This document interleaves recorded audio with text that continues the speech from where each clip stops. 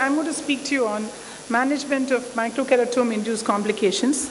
I think over the past few topics, we have been listening to a lot of femtosecond lasers, and of course, the Smile is a new baby in the market. So with all these things, is there a need for us to talk about microkeratome? Are we still going to use microkeratome? Yes, I think still it has a role to play, not only because of the cost, because it's in certain situations we do need it.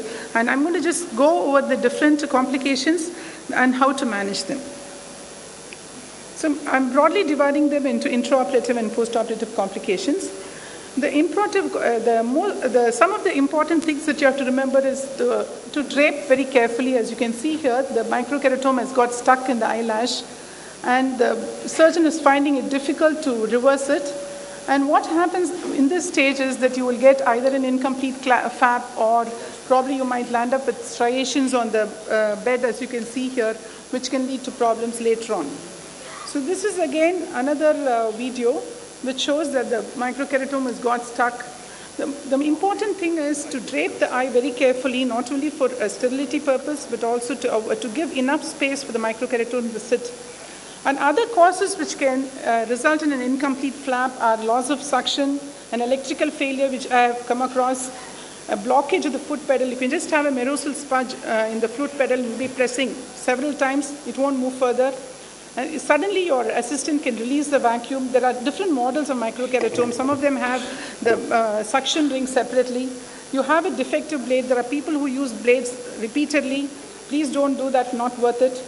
Physical obstruction to the passage of microkeratome, as you saw it. And of course, the most important thing is the incorrect setting of a hinge size. The other problem that you can come across in which you cannot go ahead with the procedure is again a decentered flap, where there is, you can position the ring properly, or the patient can suddenly move as you have positioned it. In spite of the vacuum build-up, some of them have very strong reflex, and they can move, and you wouldn't have noticed it. So all these things can cause something like what you have seen here, the incomplete flap, and the decentered flap. And here again, you can see that it has come up to the limbus, and it's cut the limbus, and there's no space for you to treat. In this situation, don't panic, just wash the interface, put the flap back.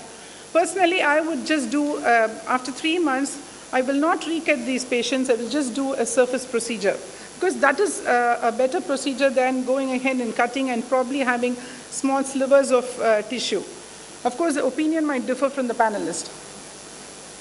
So the next, the most important thing is in this situation is how you're going to prevent these problems. So every time you start, before you start the procedure, you do a microkeratome check. Make sure your eye is well exposed. Stabilize the eye. Talk to the patient. Every step you must talk to the patient, and every patient is important. So every eye is important. So you talk the same thing over and over again to the patient. And if you come across a situation like this, carefully reverse, make sure you put the flap back properly, and if there is insufficient stromal bed, please do not treat, because you're going to have this problem coming back to you over the next few years, several times, till you get, till you go into a state of frenzy. So never do it. If there is inadequate space, just put it back, recut if you want, or I would personally do a PRK after 3 months.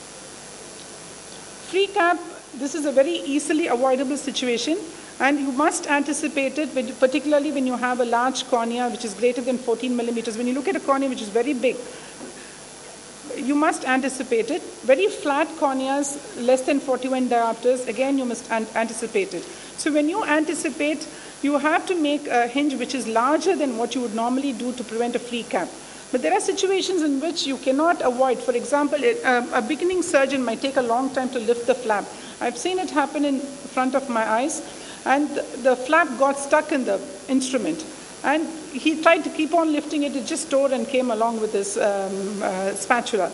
So this can happen inadvertently. So all these things you have to take into account when you're starting your procedure. You can have a failure of stop mechanism, or sudden loss in suction, or your assistant has stopped the suction. So all these things can lead to a free cap. This is one of my patients who had an absolutely normal cut in the previous eye, that is a right eye, And the left eye, I'm using a Moria microkeratome. You can see as I lifted the microkeratome, there was no flap. And fortunately, I had the sense to look at the microkeratome, and I could see it on the microkeratome. So I just tachoed it just to make sure I know which side I'm going to take out. Continued with the laser, and I took the tachoed flap and laid it on the surface and unfolded it and waited for some time till it dried. So the advantage of tachoing is you will know which side is the epithelial side and which side is the stromal side. You can keep it like that, but once you remove it, it might be very difficult to see which side is the epithelial side. Again, very important thing is to mark the cornea. You can see if you mark the cornea, then if you come across a situation like this, it's going to be easier for you to reposition the flap exactly properly, because you're not going to see a hinge. It's going to be almost like a circular flap, and so you will need the marking to reposition the flap properly. I have about an 8-year follow-up on this patient. Patient is doing extremely well. In this situation, there are some surgeons who would like to put a suture just exactly where the hinge should have been. You can do it, but in this situation, I've had just 2 free caps, and I've not done it. I just put a bandage contact lens. I made sure the patient doesn't rub his eyes, give a good protection for the eyes, and the patient is doing extremely well.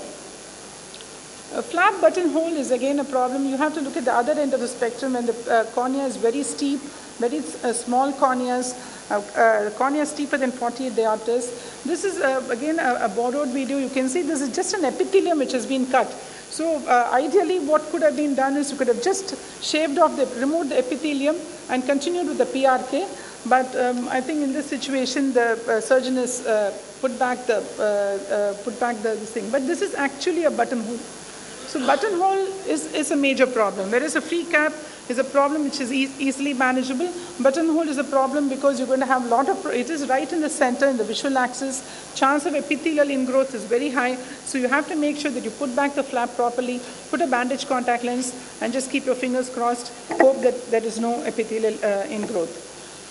So proper repositioning and application of BCL will help prevent epithelial ingrowth. And if you do get an epithelial ingrowth, better to amputate the flap and do a PRK, or in a patient when everything has gone off very well, you can do a transepithelial PRK in which you do a PTK first for removal of epithelium. So it's a no-touch technique basically. You don't want to go and handle the area where there's been a problem already. Don't use alcohol or a knife to remove it. So, you use a PTK mode of 50 microns, remove the epithelium, and then follow it with a PRK mode. So in that way, you can manage the situation much better. The intraoperative bleed, we do see these patients on and off because they have smaller corneas. They have micropanels either because of contact lens use. So this is the only thing I would like to insist is just make sure there is no blood in the interface. Just wash it out thoroughly, because if there is going to be any heme in the interface, it's going to attract epithelium, and you can land up in an epithelial ingrowth later on, or in the immediate postoperative period, you can have a severe DLK. Post-op complications, I'm going to just deal with 2 of them. We're not going to never bother about microstriae. If there is a microstriae which is not obstructing the which is not in the visual axis, which is not causing any problem to vision, don't worry about it. We are only bothered about striae which are giving rise to problems. And this can happen due to various reasons. A patient can rub the eyes, can squeeze the eyes, or you could have placed it wrongly when you put it back. So this is one of my patients who came. As you can see, quite a significant striae is there. So identify the flap margins, use a Sinski's hook to break the epithelium all round, and then see, you have seen the eyes dilated just to get some good reflex. Float the flap nicely and use just a stiff merusal sponge and stretch perpendicularly. The main area where you concentrate is on the center. Just make sure that striae goes off in the center. Don't worry if the epithelium is a little bit gone. We can always put it back. Just make sure that the striae is completely gone. Wash out nicely and put a bandage contact lens. And usually they do extremely well in this situation. You can see the same patient. You can see the striae, dense striae, and the post-op. Though the fine striae persisting, visually she improved, and the quality of vision was better. Number of lines she read, she improved to 6 by 6. So this is a patient who came to me, my patient from outside town, and he was referred third day after the flap slippage happened. The problem here is already the epithelium has grown over this area. The flap is twisted out of its position. You can see dense striae. So the most important thing is you should not allow the epithelium to grow into the interface. So whatever is here, carefully, meticulously remove all the epithelium which is already infiltrated into the interface before you lift the flap. And you can see these folds which are there on the surface, they are quite stiff. They are not going to come away very easily just by stretching.